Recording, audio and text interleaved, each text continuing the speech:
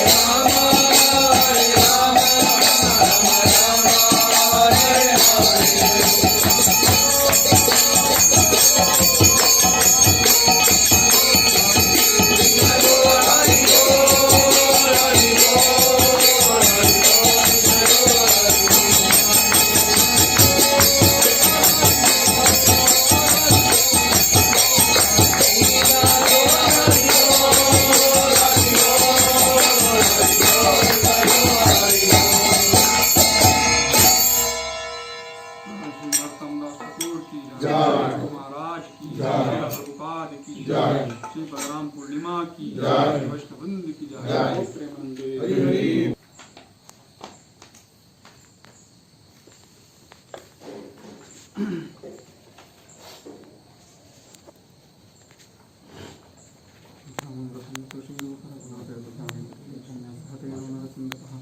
प्रचारकार्य सिद्धांत सरस्वती क्षमा क्षमा वेदांत शिष्य स्वामी नरसिंह। नमो महावताय कृष्ण प्रेम पुराणे कृष्ण कृष्ण चैतन्य नामने श्री नमः। नमो ब्रह्मण्य देवाय गो ब्राह्मणाय जगद्धिताय कृष्णाय गोविंदाय नमो नमः। हरे Krishna Hare Hare Ram Hare Hare.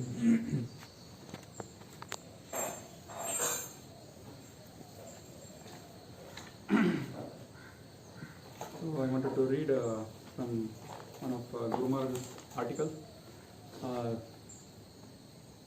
It was actually a class given on Baldev Purnima in 2008. So I'm just going to read a few paragraphs and then speak a little bit based on that. So it's actually a question answer session that Guru Maharaj is answering questions.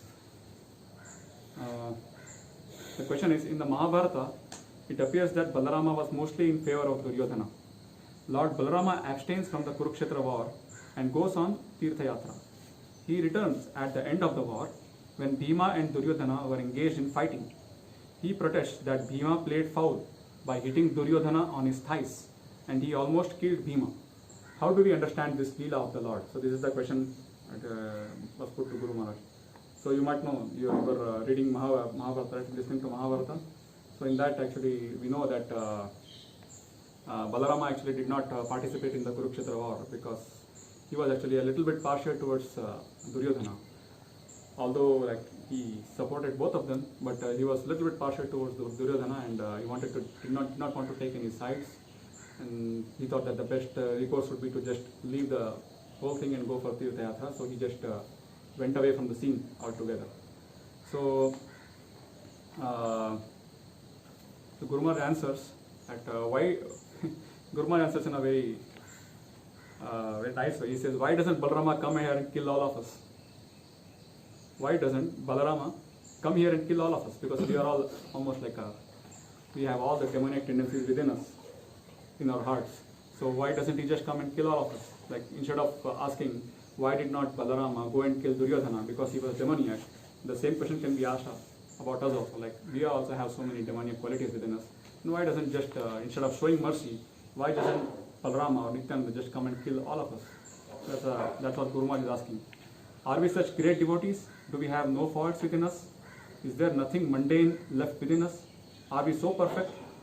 I wish we had leaders like Duryodhana in the world today. He was tens of thousands of crores better than any leader we have seen in this world for thousands of years. In actual fact, he was a very righteous person. It wasn't that Balarama just arbitrarily killed him, arbitrarily liked him. He liked him for a good reason. He was a righteous leader, and the people who lived in Duryodhana's kingdom were all very happy. Of course, difficulties broke out due to family affair, and the family was divided. So it is a good question, why did Balarama like Duryodhana? Who was Duryodhana? This is a good chance to analyze and get our brain cells working. It's easy to just say, oh, Duryodhana was a demon. In which way was Duryodhana a demon? Did he have big teeth? Did he eat meat? Yes, but is that what made him a demon? Bhima also ate meat. Is Bhima a demon? Vasishtha Muni was also non-vegetarian. Do we consider him to be a demon? What is a demon? It is always good to analyze. Generally, it is all very one-sided when people think Duryodhana was a bad chap from the very beginning. He also had many good qualities and he liked Lord Balarama. It is not that Duryodhana didn't like Lord Krishna. The Mahabharata is very complicated. Srila Sridhar Maharaj once said that Mahabharata is mundane. Don't expect to see Mahabharata laced with transcendental truths. There is no Vaikuntha where Mahabharata Leela is going on. There is Ayodhya, the place of Rama Leela. There is Vrindavana. There is even a Dwarka plain. But there is only one place where Mahabharata is still showing, and that is in some material universe. In some material plane, the Mahabharata is still going on, and in that way, it is a mundane Leela. It has no place in eternity and the transcendental world. I have pointed out a number of times that the purpose of Mahabharata Leela is simply to attract our attention, because within the Mahabharata there is the Bhagavad Gita. That is where there is transcendental knowledge. Things don't just end after the Gita is spoken. Is it all over? Is that the way a good drama is played out? No. There is a build-up, a crescendo, and then it finally comes to a climax. The Mahabharata is just one big drama. The whole purpose of it is that Krishna will speak the Gita. But is that once Krishna has spoken the Gita, we close the book? No. Many different things happen years after the battle of Kurukshetra. One thing to note is that in the Mahabharata, Krishna's Vrindavana Leela is not discussed. Years ago in India, they made a television series of the Mahabharata and they added a section with Krishna in Vrindavana. All the upper class sadhus and people said, what is that? This is concoction. Krishna's Vrindavana Leela is not mentioned in Mahabharata. Why are you putting it there? It is a complete different plane. This is transcendental. So this was actually the Mahabharata that B.R. Chopra had made. Most of us have seen Mahabharata. So in that, I think he put a little bit of Vrindavana Leela also, because he thought that will pull the crowd, that will get the crowd, attracted to the serial. So he actually did some episodes on Vrindavana Leela also, but I think there was some uproar from some class of Vaishnava Brahmins. They actually criticized it. And it is actually a concoction because it is not there in Mahabharata Leela at all. Vrindavana Leela is completely in Srimad Bhagavatam and in other places. But that is not discussed in Mahabharata because that is actually not related. That's some higher truth actually. It's completely a different plane. It's a higher truth. But Mahabharata is completely drama going on in the material universe, so that people are attracted towards finally towards Krishna's instructions in the Bhagavad Gita. That was the primary motive of Mahabharata, to deliver the message of Bhagavad Gita to the masses. So it was actually put in a form of a drama. But certainly it is good to know Mahabharata. It is good to know the events that led to the Mahabharata and events that led to the Gita by Krishna. So all those events it's good to know that because this is one of those kind of epics which is very important, and almost any Hindu, any Indian will know many events from the Mahabharata. So if you know, then it will be easier for us to preach to the masses. It is good for preaching also, to know the events that led to Mahabharata. One thing is, so firstly, we should understand that everything in Mahabharata isn't transcendental. We assume that Balarama shouldn't side with Duryodhana because Duryodhana was a demon. But Duryodhana wasn't a demon. He was a very righteous person. Duryodhana liked Krishna and he very much liked Balarama. The problem was that he didn't like Arjuna. This is the drama. They were Kshatriyas. Now we can also look at this from the spiritual side. Balarama is all-knowing. From the spiritual side, Balarama is omniscient. He knows everything and he knows who is going to win in the end, but he is appreciating.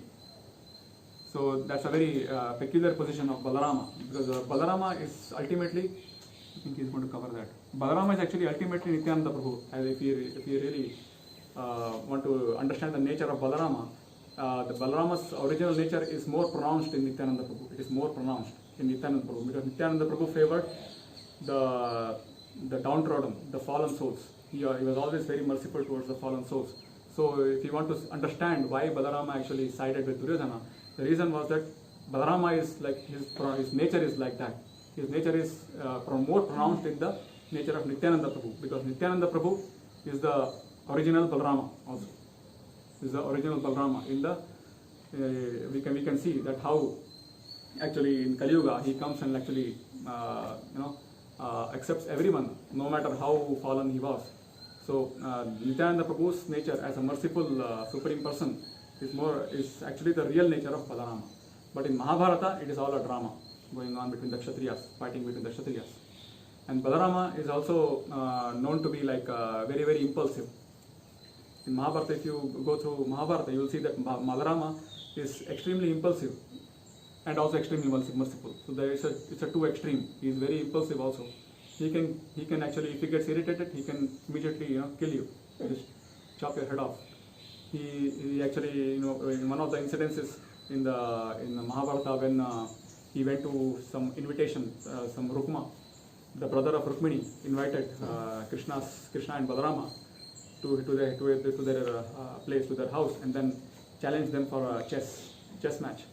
And then Balarama was actually playing the chess with Rukma. And then some dispute happened, and Balarama killed Rukma there and then itself. He was killed there because of the chess game where he was actually provoked by Rukma, and then Balarama just killed Rukma. So he was a bit impulsive. And even, all that pastimes is actually the pastimes of the Supreme Personality of Godhead, and he is very much in his right to enact such pastimes, to show that he is above all law. There is no law that should be applied on him. There is no moral law that stops him from doing what he is doing. So, in many places, we can see such pastimes in which actually Balarama is openly saying that I am the Supreme Person, openly actually establishing, openly asserting himself that he is the Supreme Person. Even while killing one of the Brahmanas, actually, there is an event where Balarama kills Romaharshana Sutta. Romaharshana Sutta is the son of a Brahmana, and when Balarama, while touring India, he went to Naimisharanya. There was a big assembly of sages happening, and then in that Romaharshana Sutta was the chief speaker. He was given the Vyasasana. So he was sitting on the Vyasasana, and Balarama came. And everyone bowed to Balarama, but Romaharshana Sutta did not bow down to Balarama, thinking that the person who sits on the Vyasasana is as good as Supreme Lord. So that is the understanding of the Vedic understanding. So he thought that I should not, because I am sitting on the Vyasasana, so it will be a transgression of the law that I should not bow down to anyone. So Balarama took an offense that Romaharshana did not actually bow down, because Balarama is the ultimate Supreme Lord and no law is applied to him. So in ultimate sense, Romaharshana Sutta should have bowed down to Balarama. But according to normal Dharma Shastras, it is not allowed for the person who is sitting on the Vyasasana to bow down to someone else. So Balarama actually was offended, and then he just took a blade of grass and killed Romaharshana Sutta there and then itself. And all the Brahmanas were actually very, very aggrieved. Oh, what has happened? What has happened? It is a very bad thing has happened. We were here to listen to some auspicious narrations. But now, because of the killing, bad incident has happened. And the Brahmanas actually bowed down to Balarama and asked what Romaharshana Sutta was doing. Maybe right according to the Dharma Shastras. According to Dharma Shastras, what he did was right. But we understand that you are the Supreme Personality of Godhead, so he should have bowed down to you. So what they asked him for the solution, what to do. Then Balarama said, instead of Romaharshana, you can appoint his son on the Vyasasana. So he actually realizes, okay, maybe there was some rule and I transgressed, but what to do? So he provides a solution also. He provides a solution that you just install Romaharshana Sutta on the throne, on the Vyasasana, and the son is as good as the father. So you can just install him, and then this sabha can continue. This congregation can continue. So in many places we can see Balarama is asserting himself as the Supreme Lord, but in other avatars like Rama and Lakshmana, there he is checked. There is checked in every places. Every time he is checked by Rama. whenever he wanted to defend Rama, Rama used to check Lakshmana. No, you should not do this. And because Lakshmana was a younger brother of Rama, he could not say anything. Although he was very, very angry within, extremely angry that Rama was being insulted like this, Rama was being treated like this. He wanted to do more, but he was checked at every step by the Rama's instruction that no, you should not do. So he could not transgress Rama's the elder brother's instructions. So Lakshmana was kind of an angry man within a box. He could not do much. So it said that he actually pledged that the next avatara, next time when I come to the earth, I will not be your younger brother, I will be your elder brother. So ultimately in the spiritual realm, Balarama is the elder brother of Krishna. Krishna is the younger brother. Because that is a different rasa, because Balarama is in more of Vatsalya and Sakya, mix of Vatsalya rasa and Sakya rasa. So Balarama is actually elder to Krishna, because you see that when you are elder to someone, you show more affection and love and care towards the younger brother. So that's why you see that what Vatsalya Lila is like, it comes from the elder to the younger. It doesn't go from the younger to the elder. It comes from the elder to the younger. So that is real Vatsalya Lila. So in that Vatsalya Lila, Balarama is always elder to Krishna. And that's how Krishna is the center of all the rasas. If he has to be the center of all the rasas, then he has to take a certain position where all the love flows towards him, not away from him. So he is the younger brother, so that the love of the elder brother can flow towards him. So in the ultimate sense, Balarama is the elder brother of Krishna. But for Rama Avatara, he became the younger brother of Krishna for the drama. And then he did not like it in many places. He opposed it. So I'm going to just read from the Krishna book, where once Balarama knows that the Kurukshetra is going to happen, what he did. Here it is. So once upon a time, Lord Balarama heard that an arrangement was being made for a fight between the two rival parties in the Kuru dynasty, one headed by Duryodhana and the other by the Pandavas. He did not like the idea that he was to be only a mediator to stop the fighting. Finding it unbearable not to take an active part on behalf of either of the parties, he left Dwarka on the plea of visiting various holy places of pilgrimage. He first of all visited the place of pilgrimage known as Prabhasa Kshetra. He took his bath there and he pacified the local Brahmanas and offered oblations to the demigods, pitas, great sages and people in general in accordance with Vedic ritualistic ceremonies. That is the Vedic method of visiting holy places. After this, accompanied by some respectable Brahmanas, he decided to visit different places on the bank of the river Saraswati. He gradually visited such places as Pruthadaka, Bindusara, Tirthakupa, Sudarshana Tirtha, Vishala Tirtha, Brahma Tirtha and Chakra Tirtha. Besides these, he also visited all the holy places on the bank of Saraswati river running towards the east. After this, he visited all the principal holy places on the bank of Yamuna and on the bank of Ganges. Thus he gradually came to the holy place known as Naimisharanya. So like this, Balarama actually just left the place and then actually visited all the places of India, in India. Tirtha places means holy places in India. He started towards the north, towards the Saraswati, Yamuna, Ganga, and then he then came towards the south. He also actually visited Kaveri river also. He also took bath in the Kaveri river and went to the Srirangam, and from there he went towards south to the Cape Comorin, to the southern tip of India till that, and then he came back. So he actually made a whole big journey all over the place in India, and then in the end he actually comes to Kurukshetra after visiting the holy places. He comes to Kurukshetra, and that time Duryodhana is fighting Bhima, and then Bhima kills Duryodhana by Krishna's arrangement, and then he gets angry. He's almost ready to kill Bhima, but he is actually stopped by Krishna, and then so many reasons are given to Balarama. You are seeing only one aspect now, but what were you doing when all these things happened before? Balarama actually, because he was very affectionate towards the fallen souls, very affectionate. He doesn't think what is right and what is wrong sometimes. Those are all morality, and what is right, what is wrong. He just wants to show his anger. But Krishna is he's very sharp, and Krishna is very, very diplomatic. So he actually gives lots of reasons. You want to kill Bhima, but if you want to kill Bhima, then you have to kill Duryodhana also, because so many things he also did before. He killed Abhimanyu and this and that, so many cheating happened. So you cannot say that Bhima is wrong in doing this.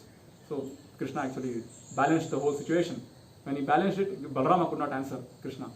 He just gave out a grunt and then just leaves away. He could not answer, just left from the place. So that's the nature of Balarama, a bit impulsive and very merciful, extremely merciful. If you get on his right side, then he will protect you from any danger, even if you do the wrong thing. It is not that there is nothing spiritual about Mahabharata. It is mixed. Wherever the Lord is, wherever his avatars are, that is spiritual. But everything that comes out of that affair is not necessarily spiritual. In other words, we can hear every day about the battle of Kurukshetra, and we can hear about Arjuna's numerous love affairs as he goes around the world marrying different women and having children. So actually Arjuna moved around all over the Swarga Lokas and different Charana Lokas. Many places he travels around, and then many ladies were attracted. And then it is said that he actually married many ladies and produced many kids also. And in Kannada also, there has been a movie made about travels of Arjuna, and then him marrying many ladies. So all those things, those are all material things, mundane things happening in the Mahabharata. If you really want to see the mundanity in Mahabharata, you can see that the beginning of Mahabharata, the whole story begins by a rape actually. If you really want to, it begins with a rape. It said that the mountain raped a river or something, but it's all in a different plane. But still, it's mundane. It is mundane. But there is a lot of it sets your samskara. It sets your samskara. It sets you on the path of righteousness. For the people, for the masses, it is a very good book because it sets them on the path of righteousness. It sets them on the path of ultimately devotion. So it is very, very important book for the general Hindu populace. And because of that, whatever India is, like whatever the Hindus are, whatever India is because of these kind of scriptures like Mahabharata and Ramayana. And it still has a lot of influence, extremely lot of influence amongst the Hindus, Mahabharata and Ramayana. So those two are actually considered as the basis of whole the Hindu philosophy, not only philosophy, Hindu practical dealings also, how people deal with each other. So they actually draw examples from these books, Ramayana and Mahabharata, in many cases. Initially, even politicians tried to do that, but nowadays hardly anyone does that. But when India was formed in 1947, when India got its independence, and politicians came about, and then there was a government formed, and all the politicians were trying to show their faith and shraddha towards the scriptures Mahabharata and Ramayana, and how they were trying to be righteous. At least they were trying to show that they were righteous. At least they were trying to follow the dharma. At least on the newspapers, at least some way they were trying to follow it. But eventually, after so many years, after the Western influence and everything came, and no one cares really, apart from the one section of the government, like Narendra Modi, Amit Shah, all the Hindu people, they still are trying to show that they are following. But there are many in the parliament. You can see they don't care about Mahabharata. They don't care about Mahabharata. They are more secular. Actually, Guru Maharaj said, "I hate Indians. No, I hate Indians. I hate the secular Indians," he said. I hate the secular Indians because although they have so much the gift of Mahabharata and Ramayana and so many substantial things are there in India, they don't care about it, and they just say that we are secular. We don't care about religion. So actually, Guru Maharaj said, I actually hate Indians. Yes. Because they are the ones who are ruining the whole Hinduism. They are the ones who is ruining the name of the Hindu culture. Okay. We can hear about Arjuna's numerous love. We can hear about these things life after life, but those narrations won't take us back to God. It may create a little piety within us because of who Arjuna ultimately is, but that doesn't take us back to Godhead. But if we hear about Krishna in Vrindavana and we become absorbed in hearing about those leelas, if we hear about those leelas properly, then each hearing is a step back to Godhead. It is completely different because those leelas are going on eternally in the spiritual world. But the Mahabharata leela is going on in the material world. So in one sense, We don't want to hear too much about the Mahabharata, or else we'll just remain in the material world. We have to separate something there. One thing to note is that Duryodhana, as big as demon as we might say he is, was better than any of the present government leaders anywhere in the world. If Duryodhana returned today, it would be a relief. All slaughterhouses would be closed. There would be no killing of the cow. All criminal politicians would be executed. All the bars, brothels, and places of degradation would be shut down immediately. In that way, Duryodhana was very pious. You may have heard of the great Western philosophers like Tolstoy, Descartes, Descartes, Kant, etc. They all drank. There was no teetotalers in Western philosophical circles. Einstein and Schopenhauer smoked cigars. They were mostly non-vegetarian. Although some of them were vegetarian because they had some intelligence. They were not like the philosophers of India, Jaimini, Vyasa, Madhva, Ramanuja, who had a lifestyle that lived up to the level of their philosophy. Philosophers in the West have every bad habit there is. We call them armchair philosophers. They actually have no practicing life behind that philosophy. Sometimes a principle of vegetarianism crops up. Tolstoy became a vegetarian, but there were so many non-vegetarian Vedic Brahmanas in the ancient world. It's not all about being a vegetarian. Does being a vegetarian mean you are a saint? Actually, in the vegetarian movement, we find a tremendous aversion to Krishna consciousness. The vegetarian movement in the Western world is very pro-abortion also, whereas a large section of non-vegetarian world is vehemently anti-abortion. You can say the Christians, the hard Christians, the Catholic Christians, very hard and fast. They are actually anti-abortion. But you see the vegetarian, the few, a little bit leftish on the left wing, vegetarians, they are actually pro-abortion. So even if you are abortion, what's the use if you are not following the whole 9 yards? You have to accept the whole 9 yards. You have to accept everything, everything as whatever is pious, you have to accept it. But they accept vegetarianism, but they are pro-abortion. So in one way or the other, they are actually faulty. They have faults in them. The vegetarian movement these people drink, smoke, and eat meat, but they protest abortion. While many of the new age, free-thinking people have lost the plot when it comes to freedom. And that you can see like everywhere nowadays. You go to Europe and freedom means that we will not wear the mask.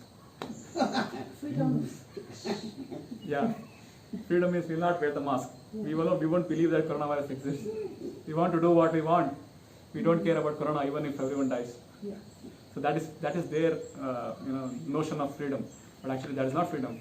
Even one of the articles that we are going to publish in Vyasa Puja, nationalism is for nationalism of the pure consciousness.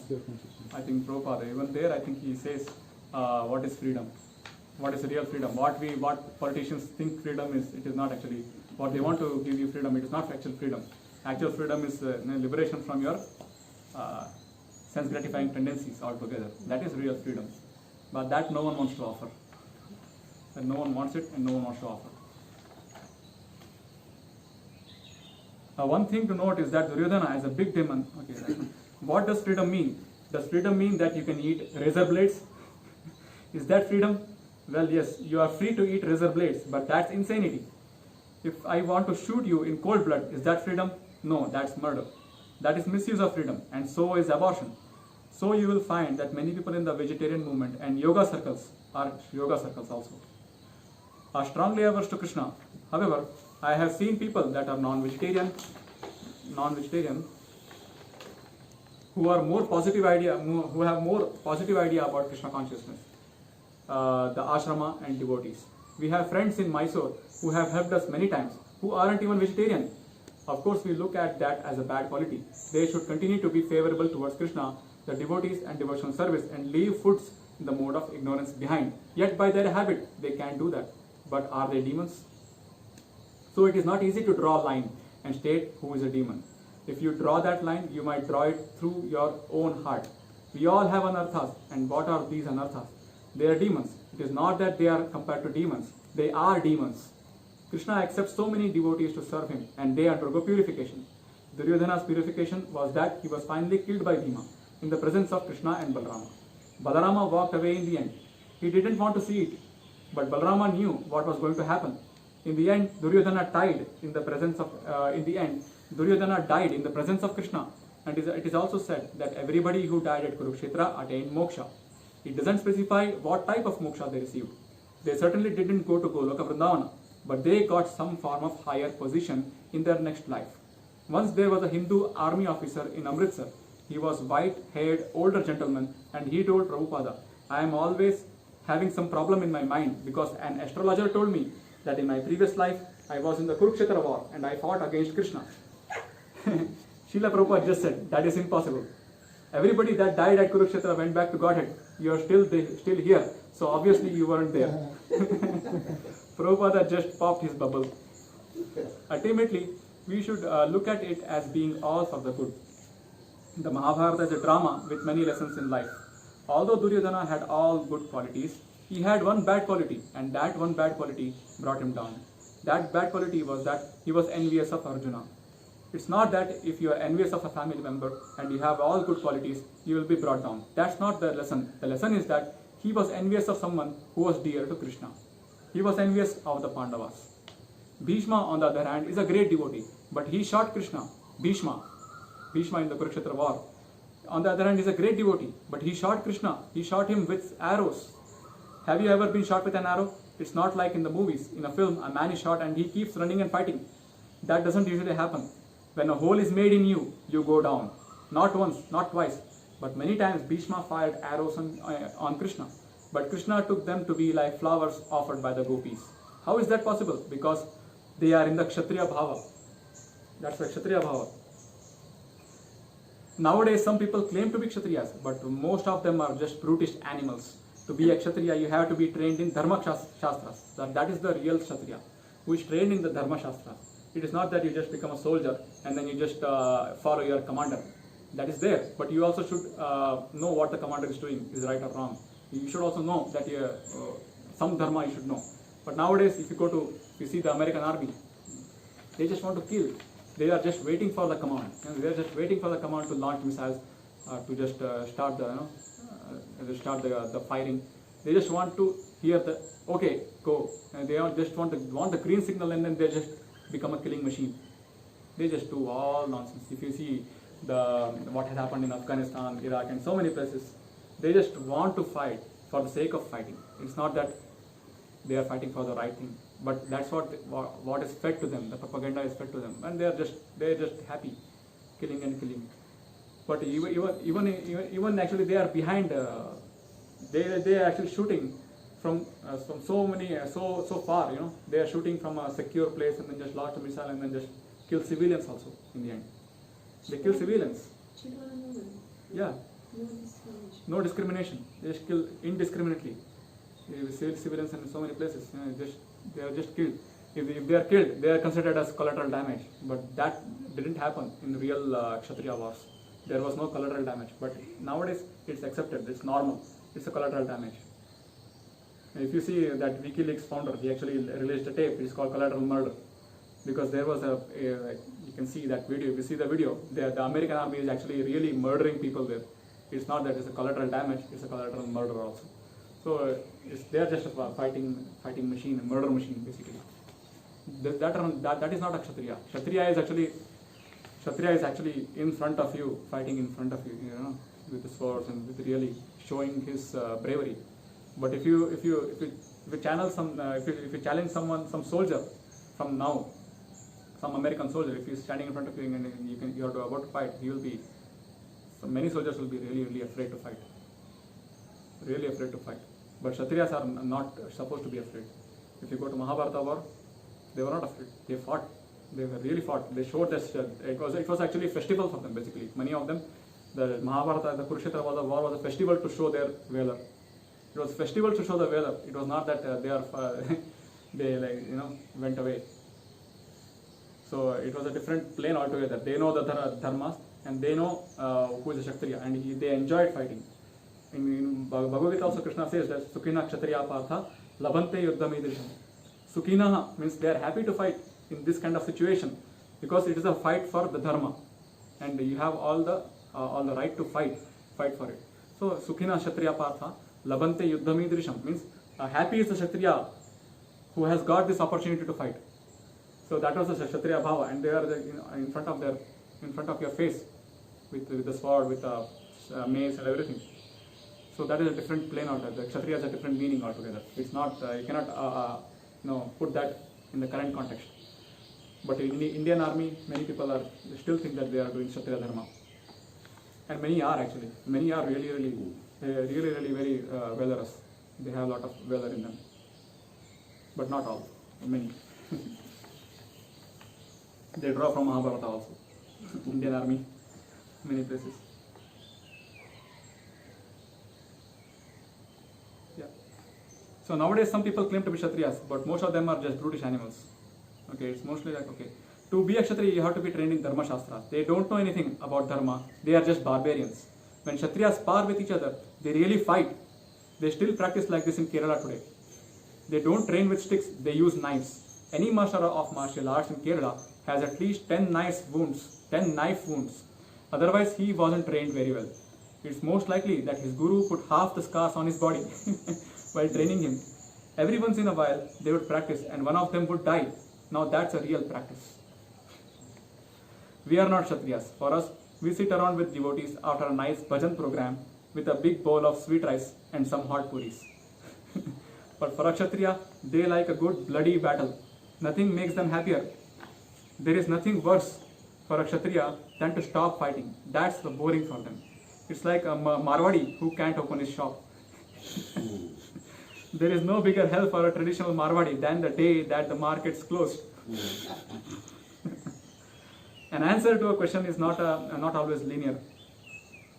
That is not how everything goes. We may wish that it was a little straighter, a little clearer, and little easier to understand, but sometimes it's a lot more complicated than that. Once in a while, we may find a quote by an acharya who, seeing a particular situation, sheds some light on a particular point. But ultimately, it's not that every single point has an explanation. There are some points that nobody has even endeavored to speak about. In the Chaitanya Charitamrita, there is one section where Lord Nityananda is chasing Chaitanya Mahaprabhu. After the Kirtana, everybody is exhausted and they can't even stand up. Only Mahaprabhu is standing and dancing and Nityananda chases him into a garden. Suddenly he sees Mahaprabhu by a tree and Mahaprabhu turns into Radharani. This verse is there in Chaitanya Charitamrita, but there is no purport. We would think that he is Radha and Krishna combined, and at that moment he showed the Swarupa of Radha. But there is no commentary. One of the meanings is that we don't need to voice our opinions about everything. The next verse says that seeing this, Nityananda turned around and immediately stopped pursuing Mahaprabhu. In other words, if even Lord Nityananda is not going to pursue it at this point, then why should we? So we cannot question Balarama. We may ask, why did he do that? Some mundane scholars may do that and try to find some discrepancy. In the same way, they will also question Krishna and ultimately say that he is not Bhagavan. This lila is being played out in very intriguing way. If Krishna and Balarama killed all the demons immediately, then the drama would end very early on and the Mahabharata would not be a very popular book. Even in modern movies, there's always a point where it looks like the hero might get killed, but he never does. The heroes never get killed. In ancient Greek tragedies, however, you can expect the hero to be killed. They had a different way. In fact, if you were a hero in a Greek drama, you were definitely going to be killed. The Mahabharata is the ultimate drama. Its complexities go beyond the possibility for someone to have imagined it. When imagination takes over, it cannot become too complex. At a point, it just loses the plot. The cursing, the counter-cursing, the relations with the family and other people, an ordinary mind would not present such a story. Means it's not ordinary, it has to come from the higher plane, the whole intriguing episode of Mahabharata. Although it is mundane, it has the roots are not mundane. It is coming from Vyasadeva. So it is not that some director is sitting and writing the story of a hero and heroine and then weaving all the complexities around it. It is not that. The roots are there in the spiritual realm because it's coming from Vyasadeva. He is giving it. So the roots are not mundane, but actually the incidences are mundane. So that's how we can say it. It's a itihasa. Itihasa means something that has happened and happened according to the wish of Krishna ultimately. It is the will of Krishna that has happened so that he can speak Bhagavad Gita and in a proper way. So you can see that if you see a diamond, if you just give a diamond, it is beautiful, of course. It is beautiful. But if you put it on a crown, if you give it in a proper place, and if you shine a different lights on it, different colors, and you put on a gold and a golden crown, very nice crown with so many other pearls and everything, and in the top you can put a diamond, then it has a different value altogether. So Bhagavad Gita is like that. It has been propped up by this Mahabharata drama and story, and it has been given a place. So Bhagavad Gita can be appreciated more in that way. So that is the whole effect that has been brought in Mahabharata. So that's what Guru Maharaj is trying to say here. So,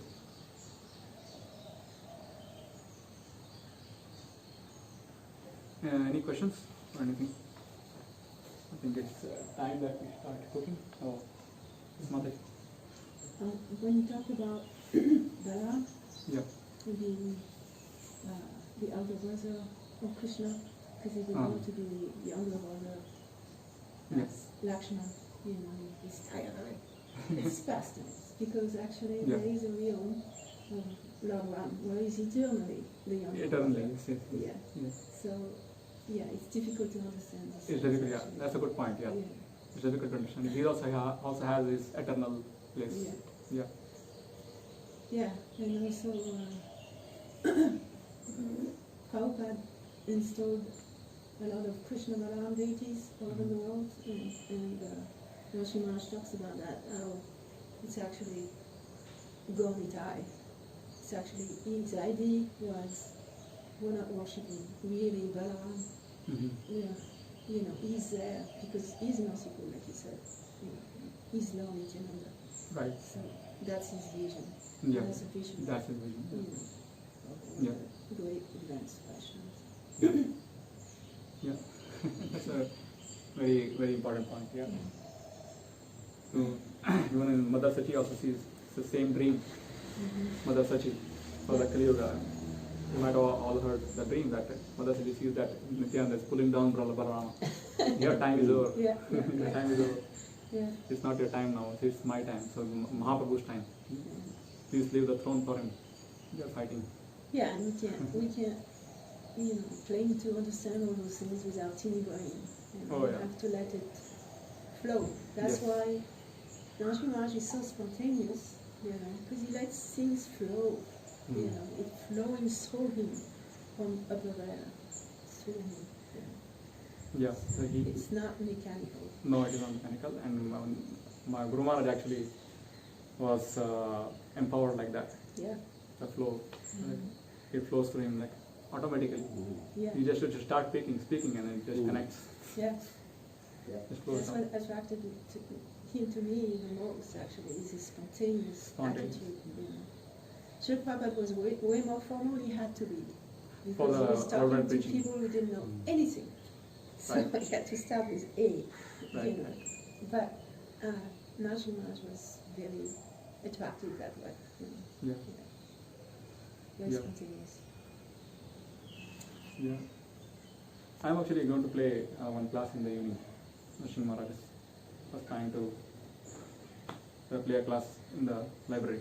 Okay, what time? Maybe what time? Onward. 6 was it before? 6 p.m. Okay. 6 p.m. Yeah, 6 p.m. Oh, but we would already have a feast, Now feast ಮಾಡ್ತೀವಿ ನೋಡು. ಅದಕ್ಕೆ ಸಾಯಂಕಾಲ can be simple cooking for the evening. Evening.